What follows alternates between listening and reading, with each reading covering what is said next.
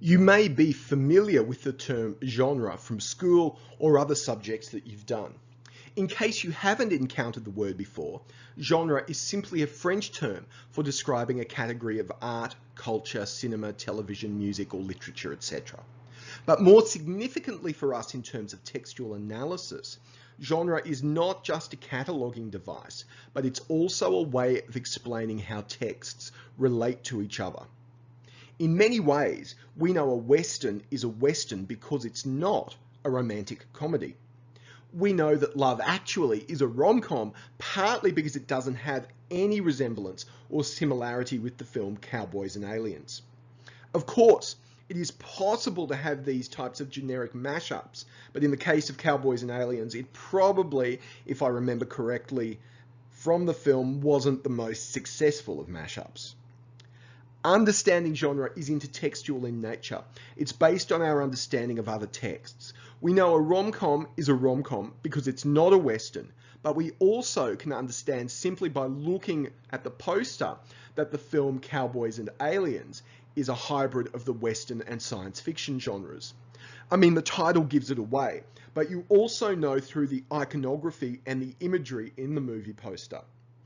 So genre also refers to the textual features of a media product and how audiences are expected to relate to that text.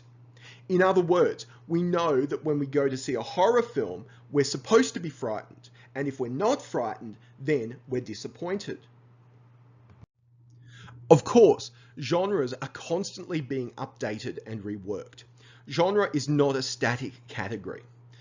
A genre is governed by sign choice and the combination of syntagm and paradigm, as well as technical and institutional features.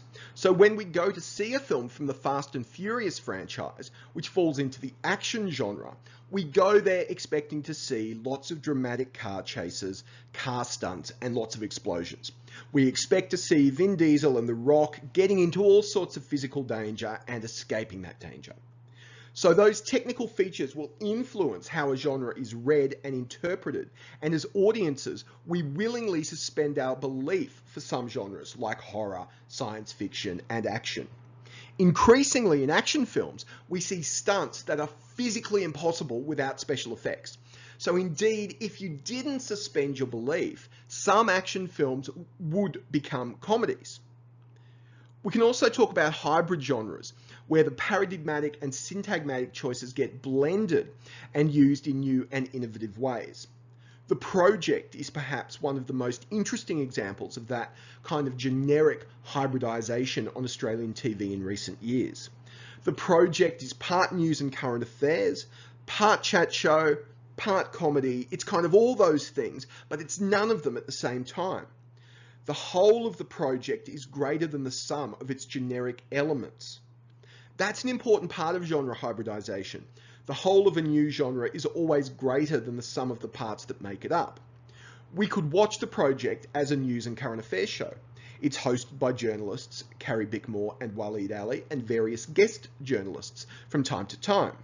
But it's also hosted by Peter Hellier, who is a comedian, and other guest comedians appear.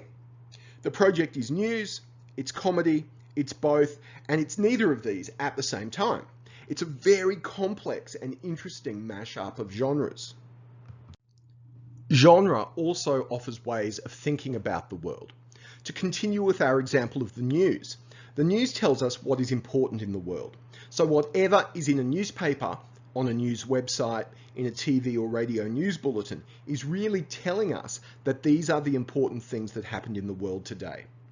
In romance films, whether it be a serious romance or a romantic comedy, the guy usually gets the girl or the girl gets the guy, and in most cases still, it's usually heterosexual in orientation.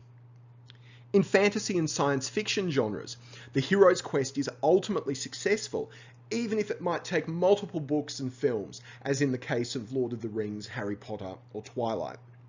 In sport, there are winners and losers.